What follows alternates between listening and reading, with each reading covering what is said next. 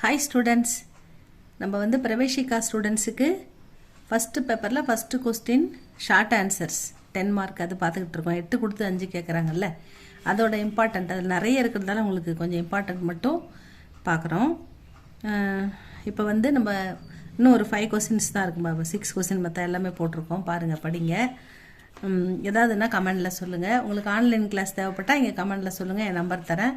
யாருக்கு வேணாலும் இந்திய 8 லெவலும் படிக்கலாம். வீட்டில் இருந்தே ஸ்போக்கன் கற்றுக்கலாம், ரீடிங் ரைட்டிங் எது வேணால் கற்றுக்கலாம். ஸ்டூடெண்ட்ஸ் கால் பண்ணுங்கள், இல்லைனா வந்து கமெண்ட் பண்ணுங்கள். இப்போ அடுத்த கொஸ்டின் வந்து 13th கொஸ்டின். ஹமே கிஸ்ஸே ஆத்தர் என்ன சொல்கிறாருன்னா, நாம் எதுலேருந்து பச்சுக்கர் சல்னேக்கா ஆதேஷ் அமிர்த் புத்திரமே தியா கயாக. அமிர்த் புத்திர அப்படின்ற அந்த போயமில் போயட் வந்து ஆத்தர் கவி நமக்கு என்ன சொல்கிறாருன்னா, ஹமே நம்மளை கிசிசே எதுலேருந்து பச்சுக்கர் காப்பாற்றிக்கணும். கிசிசே பச்சுக்கர் சல்னேக்கா ஆதேஷ் கட்டளை நமக்கு வந்து அட்வைஸ் கொடுக்குறாரு.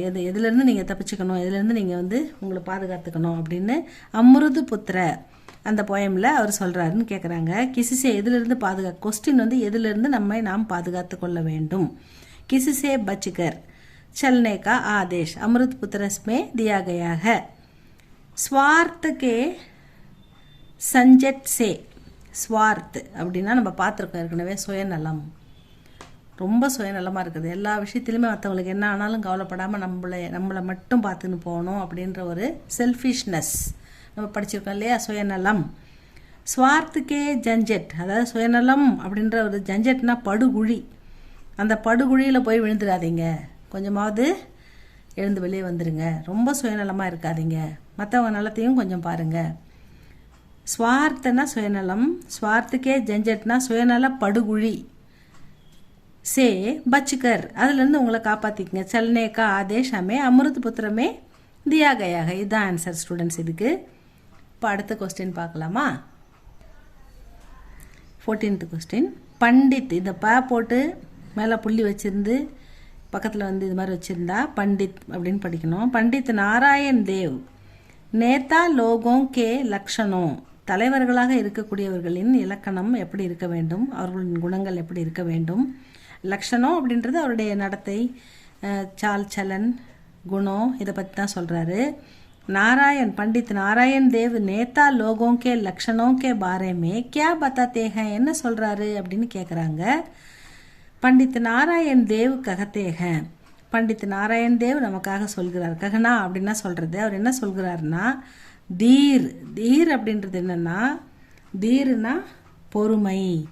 அந்த நேதா தலைவராக இருக்கக்கூடியவர்களுக்கு இருக்க வேண்டிய குணங்களாக அவர் குறிப்பிடுபவை தீர். தீர்னா பொறுமை. உதார்னா பெருந்தன்மை. தியாகி தியாகம். தபஸ்வி தவகுணம். தான்வீர் அசுரத்தனம். தான்வீர்னா ஒரு அசுரத்தனம் அப்படின்னு கொடுத்துருக்காங்க. சத் சரித்திர ஆதி நேதா லோகோं கே லக்ஷன் ஹை. சத்து சங்கதி அப்படின்னு படிச்சிருக்கோம், அது நல்ல குணம் அப்படின்னு அர்த்தம். சங்கதின்னா பேடுன்னு அர்த்தம். குட் பேட் ஃப்ரெண்ட்ஷிப் சங்கதி. சத் சங்கத்தின்னா குட் ஃப்ரெண்ட்ஷிப். அந்த மாதிரி சத் அப்படின்றது வந்து இந்த இடத்துல அவங்க என்ன கொடுத்துரு, சத் சரித்திரனா நல்ல குணம், நல்ல ஒரு குணம். அதுதான் வந்து சொல்கிறார் அவர். தீர்னா பொறுமை, உதார்னா பெருந்தன்மை, தியாகுனா தியாகம், தபஸ்வினா தவகுணம், தான் தீர் அப்படின்றது அசுரத்தனம், சத் சரித்திர அப்படின்னா நல்ல குணம், ஆதி நேதா லோகோங்கே லக்ஷன்க ஒரு தலைவராக இருக்கக்கூடியவர்களின் லக்ஷணம், இதுதான் ஆத்தர் சொல்கிறாரு. அடுத்தது 15th question. சதுரானன் Ki Vanni is முகாவரே கா அர்த்த கியாக. இது முகாவரேன்னா இது ஒரு பழமொழின்னு வச்சுக்கோங்க. இதோடைய பழமொழி, வாக்கிய பழமொழி. இது பழமொழியிலுடைய சதுரானன் கி வனி அப்படின்னா இந்த வாணின்ற சொல், அந்த சொல் வார்த்தை, அதுதான் வணின்னு போயமில் கொடுத்துருக்காங்க.